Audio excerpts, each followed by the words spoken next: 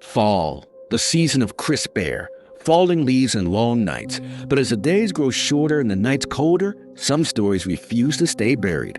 Tonight I'm going to share 4 true horror stories that happened during the autumn seasons. Stories of love, tragedy, and events so chilling, you'll never look at the fall the same way again. Make sure the lights are low, the volume is just right, and listen closely because what you're about to hear is true. My name's Lydia, and back then I was 26. My fiancé Eric and I had just moved from Boston to a little farmhouse outside Middlebury, Vermont. We both needed a fresh start. Eric had lost his mother that summer, and I'd been laid off from my job. The house belonged to Eric's late uncle, an old maple syrup farmer who'd passed away years before. It was small, creaky, but peaceful, and it came with something else, a forest of red maples stretching all the way down to a creek. The neighbors told us the land had stories. I laughed it off, until the night I first heard the whispering. It started subtle, just the sound of leaves brushing each other late at night. But one night, around 2 a.m., I heard something that wasn't the wind. Lydia. It was faint, almost like the rustle formed my name. Eric was asleep beside me. I told myself it was my imagination, but the next morning, I noticed something odd. Our maple tree's leaves had turned black overnight as it burned. I thought maybe it was disease. But when I touched one of the leaves, a sharp chill ran through my fingers, and for a split second, I saw a woman's face reflected on its surface, pale, hollow-eyed, and watching me. That night, I asked our nearest neighbor, Mrs. Kavanaugh, about the woods. She went pale. She said you shouldn't go near the maples after dark. The old man who owned that land, your uncle, he never sold syrup from those trees. He said the grove was cursed. Said his wife went missing in there. Eric didn't believe it. But I did some digging. The town library had a newspaper clipping from October 1989. Local woman, 28, missing near Maple Creek. The photo showed a smiling red-haired woman holding a basket of leaves. Her name was Margaret Hale, Eric's aunt. After that, things escalated. We'd hear knocking at the windows at exactly 3:07 a.m. every night. Our dog refused to go near the trees, and one morning we found tiny handprints made of ash on the porch railing. Eric finally admitted he'd heard the whisper too. Only it wasn't my name this time. It said, "Come home." That weekend, the town held a fall festival. We went, hoping to clear our heads. The air smelled like cinnamon and cider. For a moment, I forgot everything, until I saw her. Across the crowd, standing by the maple taffy stall, a woman in a long white dress, hair tangled, her eyes like dark pits. She stared directly at me and smiled. Then she whispered something. Even through the noise, I heard it. "He promised me." I blinked, and she was gone. That night, I confronted Eric. He broke down, told me the truth. His uncle hadn't just lost his wife. He'd buried her.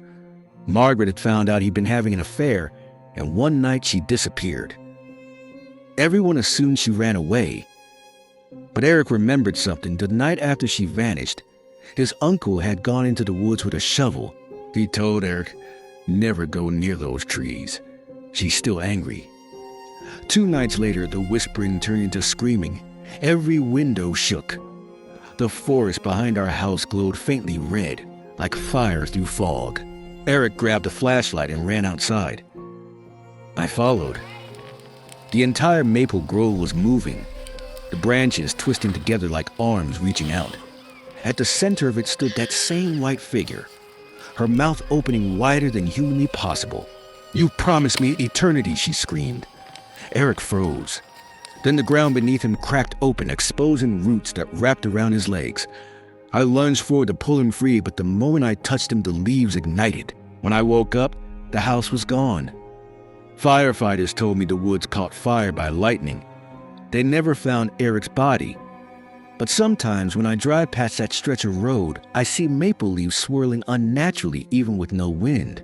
And if you listen closely, you can hear a woman's voice whispering beneath them, "Come home." Locals say every fall that part of Vermont smells of burnt sugar and smoke. Some call it the maple curse. Others say it's just the past refusing to stay buried. Either way, when the leaves start turning red, stay away from the woods. I worked as a seasonal park ranger in northern Michigan. Every fall, when the tourists left, the forest went silent, except for Hollow Creek Dot. That's where people said you could still hear the voices of lost hikers. In October 2018, I learned that legend was real. During cleanup week, I found an old mailbox nailed to a birch tree near the creek. Inside was a sealed envelope addressed simply to Eli, I forgive you. It was dated October 1983. The signature read Claire. Our records showed a missing hiker named Claire Danvers vanished there in '83. She'd been engaged to a local man, Eli Warren. Out of curiosity, I left the letter on the ranger desk. The next morning, it was gone, replaced by a new envelope. She's home now. No footprints. No sign of anyone. 2 days later, a storm rolled in. My radio picked up faint words between static, cabin, Hollow Creek, help. I hiked toward the signal and found a rotted cabin I'd never seen on any park map. Candlelight flickered inside. On the table, 2 cups of coffee, steam rising. Across from the table sat a figure, back turned, long hair dripping wet. I said, "Ma'am, are you okay?" She turned. Her skin was pale blue, lips split, eyes clouded like lake water. "Tell Eli I waited," she whispered. Then the storm hit. Lightning split the tree beside me, and when I looked back, the cabin was gone. Only the 2 coffee cups remained, half full, still warm. Search teams later found an old foundation in that spot. Records confirmed Eli Warren built a honeymoon cabin there in '83. He vanished a week after Claire did. Now, every fall when the storms come, rangers find fresh letters in that birch mailbox, always signed Claire. I transferred out of Michigan the next spring, but sometimes when thunder rolls, I hear static on my radio and a voice whispering, "He finally came home." My uncle owned a pumpkin farm in Pennsylvania. Each fall, we helped set up his roadside festival, hayrides, cider, and the Scarecrow competition. But in 2021, one Scarecrow wasn't part of the decorations. A drifter named Jonah Kell had worked for my uncle years ago. He dated my cousin Mara, then disappeared after stealing money. That October, he showed up again, or rather, something that looked like him did. The first night, my uncle found a Scarecrow wearing Jonah's old leather jacket staked in Lot 9. He thought it was a cruel prank and burned it. Next morning, the ashes were cold, but the jacket was back on a new Scarecrow. During the festival, kids on the hayride started crying, saying the man with no eyes was walking beside the wagon. Security cameras showed nothing, only corn swaying. That night, Mara confessed Jonah had died. She'd gotten a call from police months ago, but she'd never told anyone. She buried his jacket behind Lot 9 to let him rest. On October 31st, the harvest moon rose orange over the fields. Wind tore through the stalks and we heard footsteps, heavy and dragging. In the moonlight, every Scarecrow turned its head at once. Mara screamed point one of them stepped down from its post, straw falling away to reveal rotted flesh sewn with twine. "You said you'd wait," it croaked.